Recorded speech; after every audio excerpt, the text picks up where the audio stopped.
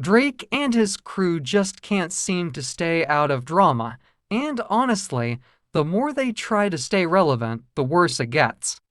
While many expected things to settle down before the release of his much-anticipated Nokia music video, Drake and his team have managed to create yet another unnecessary feud, this time with someone no one saw coming. Instead of dealing with heavyweights like Kendrick Lamar or even The Weeknd, Drake and OVO are now beefing with Nav. Yes, you heard that right. The same Nav who's been relatively low-key in the industry compared to the top-tier names Drake has clashed with in the past. This entire situation is beyond ridiculous, and if anything, it just makes Drake's team look more desperate than ever. How did this even start? This latest drama stems from a track on Nav's new album, On My Way to Rexdale 2. On the song Back to Business, Nav seemingly takes shots at Drake's camp, rapping. Asterisk talking no cap get peeled quick. OVO body I build. Say you want the smoke. Get turned to a zip. Thought you was a man but you turned to a asterisk. With those lines, fans immediately speculated that Nav was coming directly for Drake and OVO. Given that Nav is signed to The Weeknd's XO label, and The Weeknd has long been rumored to have tension with Drake, it wasn't too far-fetched to think that this was another chapter in the ongoing Toronto music scene drama. As expected, the Drake camp didn't take this lightly. OVO affiliates, fans, and even DJ academics quickly went into damage control, trying to discredit Nav and downplay his bars. The entire internet exploded, debating whether this was a real shot at Drake or just another example of people overanalyzing lyrics. Did Nav really diss Drake? Or was it a misunderstanding? As the situation escalated,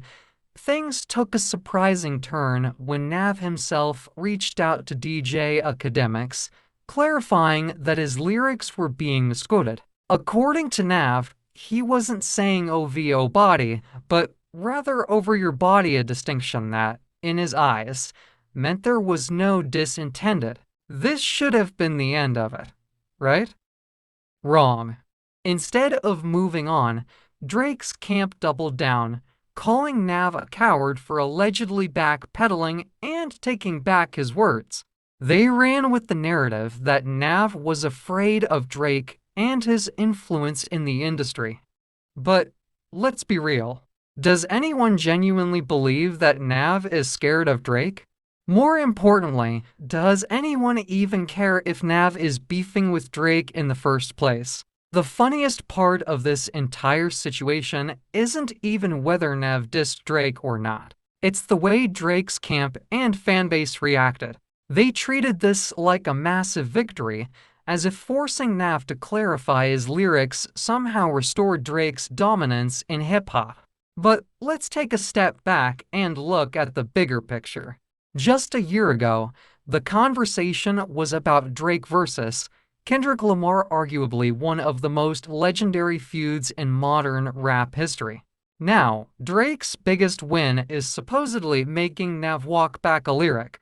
This is the same Nav who isn't even the biggest artist in his own camp. The fact that OVO is celebrating a victory over Nav, rather than addressing the damage done by the Kendrick feud, says everything about where Drake and his team currently stand. This entire mess isn't just about Nav. It is about Drake's desperation to hold onto relevance in a world that's slowly moving past him.